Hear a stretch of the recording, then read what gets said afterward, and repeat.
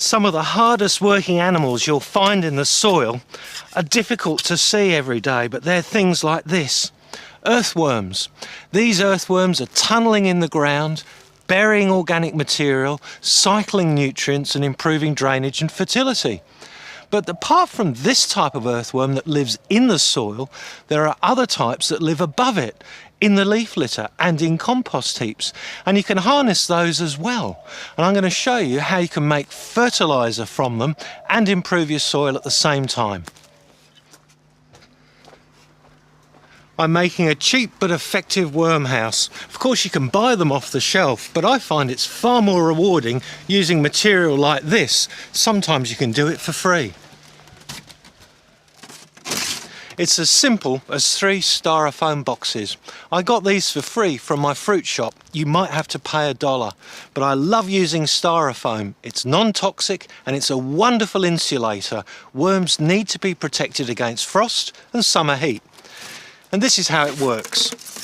This is your bottom box, the reservoir for the worm juice that you're about to produce, and it has to be watertight.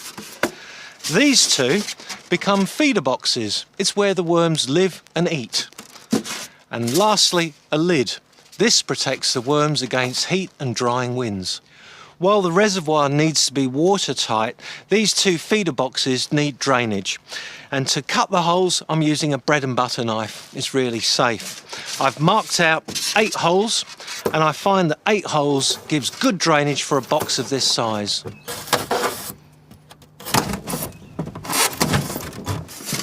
Now the worm farm starts with this first feeder box here. But before you do that, sometimes worms drop through the holes into the reservoir and drown, so a little piece of shade cloth like that prevents any accidents. You need to add some material for the worms to start living in. I'm using fresh mushroom compost. You can use garden compost, or you can use coconut fibre, or a little bit of garden soil. But here we have it. Basic accommodation for worms. There are several species of worm you can use in a worm farm, and these are tiger worms. You can see their stripes when they move. Others include red wrigglers and Indian blues. Indian blues are great for a warm climate because they hate the cold. These worms are great in a worm farm, but you can't use ordinary earthworms that you dig up out of the soil. They are good for soil improvement, not for farming. Then you just pour the worms in and they'll settle themselves into the bedding. Worms eat a variety of foods. In the wild, they'll eat leaf litter, debris like this. In the home, we can give them kitchen scraps, peelings, fruit offcuts, bits of vegetable, stuff from the garden. You can also use old mulch. Things like sugarcane, straw and hay are good food for them. And you can also supplement their diet with a bit of shredded newspaper. But the whole thing about feeding worms is they have very small mouths, so it pays to chop up their food before feeding them, and that way they'll work a lot harder. How much food can you feed your worms? Well, the answer is let your worms guide you. If you're adding more than they can eat, you're giving them too much. A worm farm should be clean, so if any of the food goes mouldy, pull it out.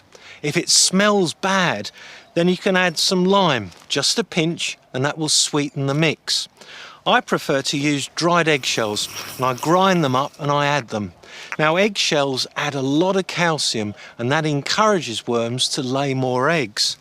And lastly, give them a handful of soil every now and then. The sand that's in the soil helps them to grind up their food. Keep the worm farm damp. You can add another layer of shade cloth like this. This layer keeps out vinegar flies and maggots.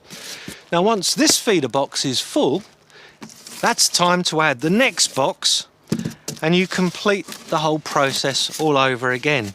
The worms will migrate into the top, and that will leave you a box full of worm casts. In a couple of months, your worm farm will be up and running, and you'll get products like this: worm juice, concentrated fertiliser, and worm castings. biologically active, slow-release fertiliser for pot plants and your garden. And of course, you'll have lots of worms. You can share those with other people who want to worm farm too.